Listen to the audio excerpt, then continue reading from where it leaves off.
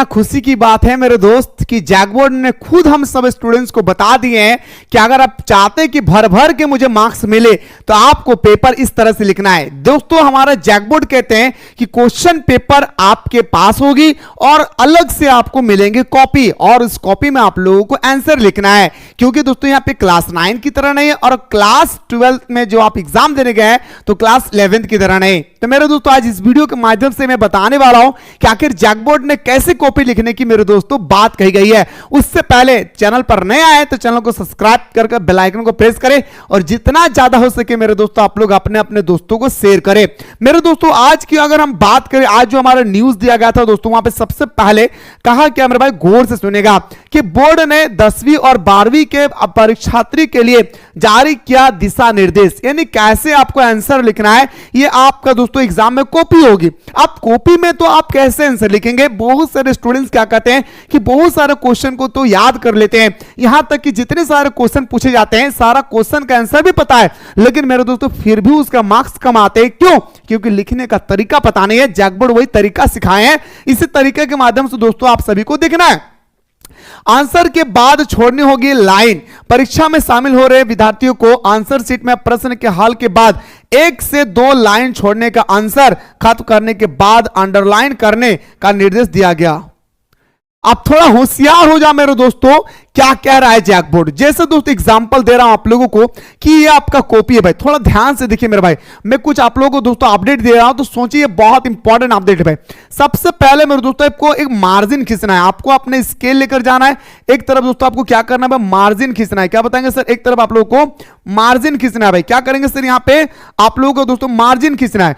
Margin खींचने के बाद दोस्तों आप लोगों का आंसर लिखना है। तो सबसे पहले मेरे दोस्तों आप कहां से शुरुआत करेंगे, तो मैं आपको बताना चाहूंगा कि आप एमसीक्यू का ही शुरुआत करेंगे। तो मेरे दोस्तों यहां पे आपको लिखना क्या है, एमसीक्यू नहीं बल्कि वहां पे लिखा रहेगा दोस्तों, एमसीक्यू में लिख रहा हूं फिलहाल एमसीक्यू शॉर्टकट में, लेकिन आपको यहां पे एमसीक्यू नहीं लिखना है भाई। क्या लिखना है वहां पे? तो मेरे दोस्तों वहां पे लिखना है कि आपका वहां पे लिखा होगा दोस्तों, क्या लिखा होगा मैं बताना चाहूंगा। यहां पे लिखा होगा दोस्तों आपका, क्या बताता हूं भाई, देखिए यहां पे लिखा रहेगा बहुविकल्पी प्रश्न। तो यहां पे आपको लिखना है मेरे दोस्तों बहुविकल्पी प्रश्न, ठीक है, लिख लिया भाई बहुविकल्पी प्रश्न, ठीक है। जैसे दोस्तों ये क्वेश्चन पेपर मेरे पास है और यहां पे आप पहला दिए भाई, यहां पे देने के बाद आपको बहुविकल्पी में अंडरलाइन करना है। अब दोस्तों यहां पे थोड़ा गौर कीजिएगा भाई, ठीक है, बहुत इंपॉर्टेंट चीज बता रहा हूं, नहीं तो बात फंस जाओगे भाई। अब क्या कर रहे हैं, अब क्वेश्चन नंबर 1 का आंसर लिख रहे हैं। तो क्वेश्चन नंबर 1 का आंसर मान के चलिए दोस्तों हमारा मोहनजोदाड़ो बन रहा है या तो हड़प्पा बन रहा है, ठीक है, हड़प्पा, ठीक है, हड़प्पा बन रहा है। तो यहां पे आपको हड़प्पा लिखने से पहले आपको लिखना होगा कि जो ऑप्शन है वो बी है या सी है, तो आप लिखिएगा ऑप्शन नंबर बी हड़प्पा। याद रखिएगा बिना ऑप्शन का आप डायरेक्टली आंसर नहीं लिख सकते हैं, इस बात को भी आप याद रखिएगा। अच्छा क्या मेरे दोस्तों कि एग्जामिनर हमें एग्जाम देने से पहले हमारे दोस्तों बुद्धिमान बना दिए भाई, नहीं तो बहुत सारे स्टूडेंट्स गलती करते मेरे भाई, ठीक है, हड़प्पा किए।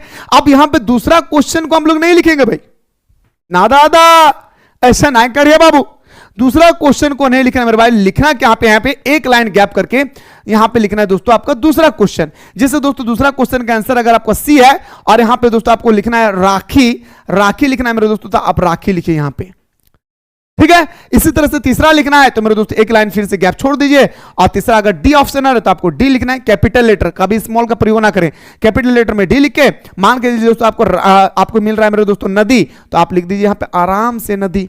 फिर इसी तरह से गैप करके आप कंप्लीट कर देंगे, ठीक है। अब गौर से सुनेगा, एक समय आएगी मेरे दोस्तों जहां पे आप 30 क्वेश्चन का आंसर लिख लेंगे।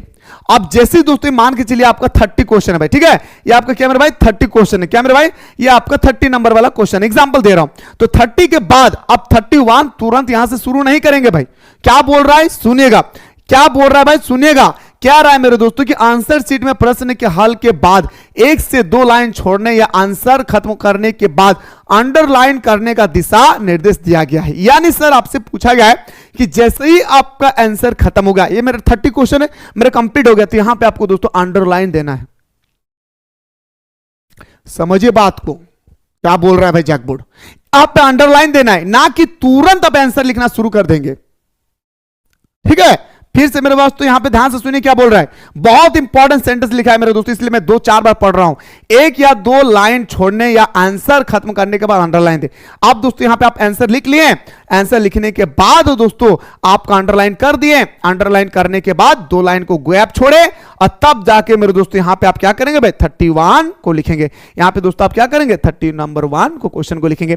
फिर दोस्तों याद रखिएगा, मैं आपको बताना चाहूंगा, जैसे आप यहां पे 31 लिखे, 31 का आप आंसर लिख रहे हैं, लिखते लिखते लिखते लिखते लिखते लिखते आपके यहां पे खत्म हो गया भाई। तो आपको यहां पे 32 नहीं लिखना है भाई। बहुत सारे स्टूडेंट्स यही सबसे बड़ी गलती करते हैं भाई। 32 मेरे दोस्तों आपको यहां पे 1 लाइन या 2 लाइन गैप करना है भाई।